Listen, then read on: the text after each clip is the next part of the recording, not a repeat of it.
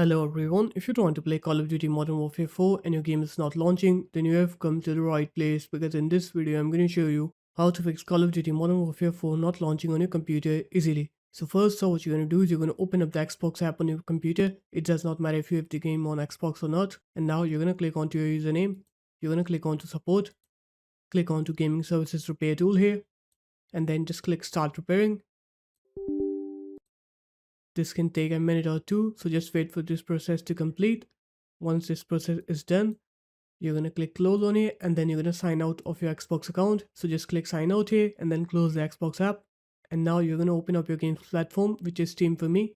You're going to right click on Call of Duty Modern Warfare 4, click properties, install files, click verify and tag it to your game files here. Once you do that, it's going to verify your games files and you're going to click browse on here to open up Call of Duty's games folder, or you're going to go to its location manually. It should be in your Steam's library, CMaps, common, and then Call of Duty.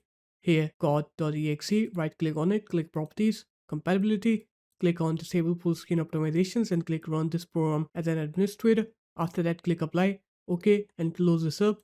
Now you're going to open up your start menu again. You're going to write your graphic settings.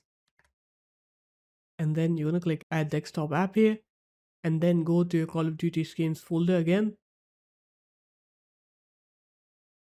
Add the COD.exe here, find it in the list and then click GPU preference, set it to high performance. After that, go ahead and restart your computer. Once you're done with the computer restart, now you're going to open up the Xbox app again.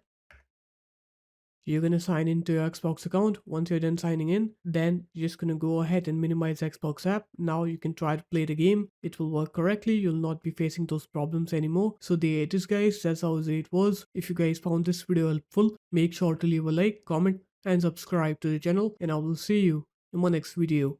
Peace.